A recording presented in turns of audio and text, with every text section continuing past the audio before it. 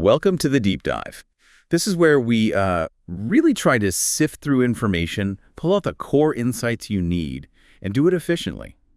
Think of it as your way to get genuinely well-informed, fast. And today we're diving into something I think a lot of people grapple with. The journey of learning English, specifically making that pretty big leap towards advanced C1 fluency. Exactly. And we're going to use a really compelling story to guide us, aren't we? It's about someone named Sarah in Marrakech and her dedicated path to mastering English. That's right. Her experiences, the hurdles she hit and how she got past them, they offer some really valuable practical lessons for anyone, really, who wants to boost their English. Yeah, absolutely. And her starting point was quite personal, wasn't it? This desire to genuinely connect with people, different cultures, understand their perspectives properly. But the standard schooling, well, it gave her a foundation, but she felt something crucial was missing. That natural conversational ability just wasn't there yet. That sounds familiar. I think many learners hit that wall. Oh, definitely. And Sarah ran into those classic hurdles you often see when moving towards C1. Things like the inner translator constantly working. Like translating back and forth in your head, yeah. Right, and that fear of making mistakes, which just kills spontaneity, Plus just the mental drain of trying to follow quick conversations, listening fatigue. It's real. Okay, so let's unpack this. The first part, we're calling it the blueprint for fluency. And it really focuses on Sarah's quite methodical approach. Yeah, and a huge realization for her was this. Understanding fast is the key to speaking fast. That just makes sense, doesn't it? If you can't follow, how can you respond? Exactly. So she really zeroed in on her listening skills strategically. She made a point of going beyond the usual textbook stuff. What did that look like? Well, she immersed herself in all sorts of accents and real-world situations, BBC podcasts on diverse topics, documentaries, talk shows, even vlogs where speech is, really natural and unscripted. And she had this accent challenge thing, too. She did. She actively sought out accents that learners often find, tougher, like Australian or Irish English. Wow, that's commitment. It shows she wasn't just passively listening. Not at all. And that's a key takeaway for you listening. Pushing yourself with different accents. It's like tuning your ear. The more variety you handle, the better you get at understanding everyone. Makes sense. And it wasn't just about hearing it. She used active techniques, one she called the question game. The question game. How did that work? So while listening, maybe every minute or so, she'd hit pause. And she'd try to guess, okay, what might the speaker say next? Or she'd imagine she was in the conversation and think, what question would I ask right now? So it forces you to really engage. Not just let it wash over you. Precisely. It keeps you actively processing, predicting the flow. And she also did keyword extraction. That's another great insight. You don't need every single word. Right, just the main points. Exactly. Focus on the key nouns, verbs, adjectives, the essentials that carry the meaning. Train yourself to filter. Okay, that sounds like a smart way to manage the information overload. But then speed training and shadowing. That sounds a bit more, intense. It is. It's definitely a step up, but incredibly effective for boosting how fast you process spoken English. For speed training, she just used the playback speed controls you find on, podcasts and YouTube. Started slower and cranked it up. Yeah, started comfortably, then gradually pushed it faster, training her brain to keep up, and shadowing. That's where she'd listen to short news clips and try to repeat exactly what was said pretty much at the same time. Wow. That must be hard. It takes practice, but it's fantastic for nailing rhythm, intonation, and just getting your mouth and brain working together faster. Okay, so that covers the understanding fast element. Yeah. What about the other side? Actually, producing the language, speaking fluently or speaking fast. Right, the output. This was about shifting gears from just taking language in to actively pushing it out. And a core part of this was deliberately training herself to think in English. How does she start with that? She called it everyday narration. Basically, keeping up an internal monologue in English about whatever she was doing or seeing. Simple stuff. Like, okay, I'm walking to the shop now, or that's an interesting bird. Exactly that. Just narrating life internally. It's constant low-pressure practice. That's actually quite clever. Any other techniques for output? Yeah. She also practiced opinion formation. She'd just pick a random topic, anything, and mentally build an argument or description in English. Just in her head. To start, yeah. But then she also focused externally, building a collection of prefabricated phrases and what linguists call discourse markers. Okay, what are those exactly? Like conversational glue. That's a great way to put it. They are the glue. She kept a phrase bank for different jobs in a conversation, agreeing, disagreeing politely, asking for clarification, transitioning. Can you give an example? Sure, things like, that's a valid point, but, or actually I see it a bit differently, or so if I'm following you correctly. And she made a real conscious effort to actually use them when speaking. So you have these little tools ready to go, basically. Helps you navigate. Precisely. And another big one was vocabulary chunking and learning collocations. Collocations, words that just sound right together. Exactly. Like you don't just do a decision, you make a decision or reach a decision. She learned words in these natural phrase pairings, not just in isolation. Her flashcards always had context. Example sentences. Ah, so your brain learns the whole chunk.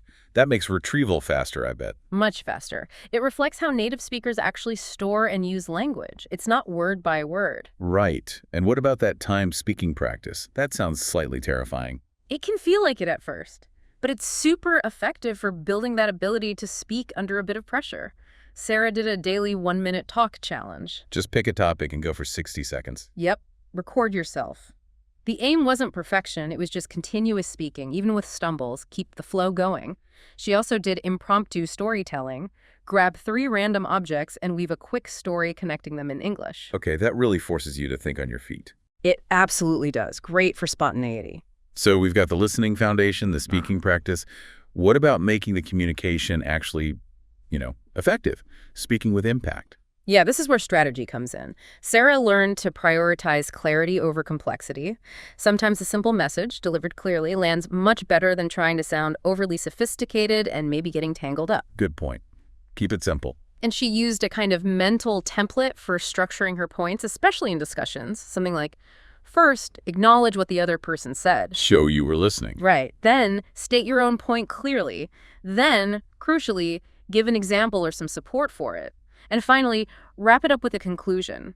Acknowledge, point, example, conclude. That's a neat framework. Yeah. Easy to remember. And she consciously used bridge phrases or signposting language. Words like, firstly, moreover, on the other hand, in conclusion. They guide the listener. Yeah, those little signposts really help you follow someone's thinking. Makes a big difference. Huge difference. And she also got good at using buying time phrases. The little fillers that sound natural but give you a second to think. Exactly. Like, that's an interesting question, or let me think about that for a moment.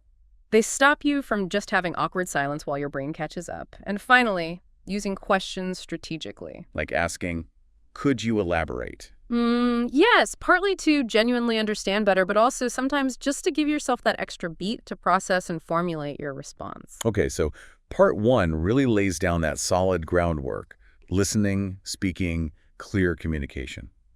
Now, part 2 you mentioned is about the C1 leap, moving beyond just being proficient towards real mastery. Exactly. And this bit goes a bit beyond Sarah's specific journey, looking at what's often needed for learners already at a strong B2 or C1 level who want to push further. Right. So what's involved in that leap? Well, a big part is learning to hear and understand native speaker speech beyond just the words, deeper analysis. What does that mean in practice, like listening for emotion? That's part of it, definitely. It means focusing intensely on prosody. Prosody. Yeah, think of it as the music of the language. The intonation, how the voice rises and falls, the stress which words get emphasized, the rhythm of the sentences. Okay. These things carry so much meaning, emotion, emphasis, signaling questions versus statements, sometimes just through the tune of the voice. A good exercise is to listen to short interview clips, mark where the emphasis falls, map the intonation contour. And then try to mimic it. Exactly. Mimic it actively. It tunes your ear and your voice to those subtleties. That sounds really detailed, like micro-listening. It is, but it unlocks so much understanding. And it also means noticing discourse features. Yeah. Those little things like, false starts, hesitations. Stuff we naturally do when we talk. Precisely. Recognizing those as normal, natural parts of fluent speech helps you sound less like you're reading a script and makes your own hesitations feel less like failures. Right. So it's okay to, and a bit, it's natural. What else is key for that C1 jump? Actively seeking out high-stakes communication. Pushing your comfort zone. Like what kind of situations? Things where there's a bit more pressure, job interviews in English, giving presentations, getting into debates, maybe even negotiations. Okay. Yeah, those would definitely test your skills. They force you to use your English under pressure, adapt on the fly. And the key to preparing for these isn't memorizing a script. It's knowing your key messages and having flexible ways to express them. You need to be adaptable. That makes total sense. You can't predict exactly how a conversation will go. No way. And then there's refining your language tools. Mastering more advanced linking words adds sophistication.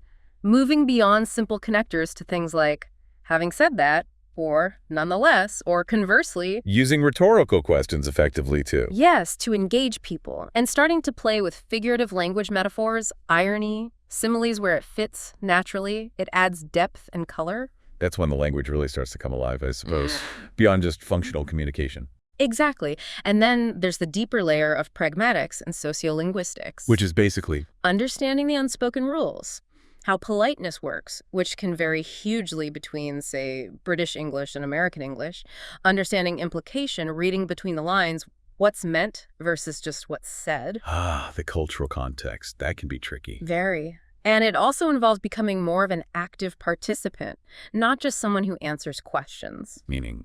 Taking the initiative, starting topics, steering the conversation sometimes, learning how to interrupt politely, sorry to jump in, and managing the back and forth, the turn-taking. Yeah, those are definitely advanced skills. Managing the flow of the whole conversation. They show real command. And finally, continuing to refine pronunciation and articulation. Is the goal to sound like a native speaker? Not necessarily to erase your accent, that's part of your identity. The goal is clarity, being easily understood by anyone. Using things like minimal pairs, practicing ship versus sheep, live versus leave, helps fine-tune those tricky sounds. Focusing on being clear, not losing your accent. Exactly. And here's a pro tip. Try teaching or explaining something complex in English to someone less proficient. It forces you to be incredibly clear and really solidifies your own understanding. That's a great way to test yourself. Okay, so that paints a really full picture of the C1 leap. Now, part 3 looks at global voices, different learners, different paths. Yes, just to show there isn't only one way. We've got 4 quick case studies. First, Mateo from Argentina. His secret weapon, humor. Using jokes in a second language, that's brave. It is. He built a joke bank, practiced the specific intonation needed for punchlines, and importantly, learned to just embrace the awkwardness if a joke didn't land. His confidence grew massively. And see how that would build confidence, even if the jokes bombed sometimes. Definitely. Then there's Lena from Germany, very academic, struggled with casual chat. Her approach was controlled deconstruction. What's that? She joined podcast discussion groups to force spontaneous reactions. She did simulated informal chats with language partners, consciously trying not to overthink or monitor her grammar so much, loosening up, basically. Targeting that specific shift from formal to informal. Smart. Very targeted. Third, Chen Wei from China. He needed top-notch clarification and negotiation skills for business. Highstakes stuff. Totally. He developed a pause and rephrase tactic. If he felt unsure, he'd pause, say, let me rephrase that, and try again. He also mastered polite disagreement phrases and used anticipatory questions, guessing potential confusion points and addressing them up front. Wow, really strategic communication for business needs. Exactly. And finally, Amina from Kenya. She tapped into the power of storytelling. How so? She realized stories connect people, so she actively collected personal anecdotes, worked on expanding her descriptive vocabulary, especially for emotions, and practiced telling stories off the cuff. Bringing that human connection into it. Absolutely. She found it made her communication much more engaging and memorable. So these 4 examples, Mateo, Lena, Chen Wei, Amina, they just highlight that you find what works for you, your personality, your goals. That's a great point. It's not a one-size-fits-all journey. Okay, so we've gone from Sarah's foundational work through the C1 complexities to these diverse global examples. What's the big takeaway here?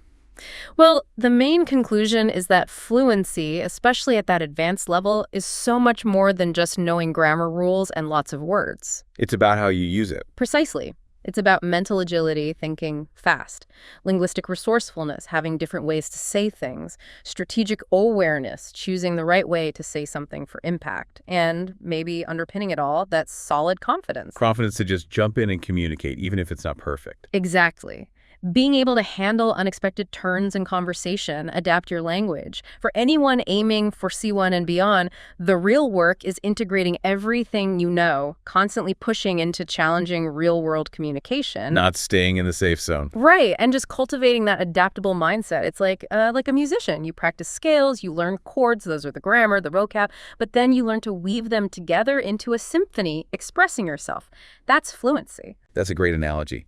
So summing up, Sarah's methodical approach, the advanced C1 strategies, the global examples, they all point to fluency being an active, continuous, and very personal process. Absolutely.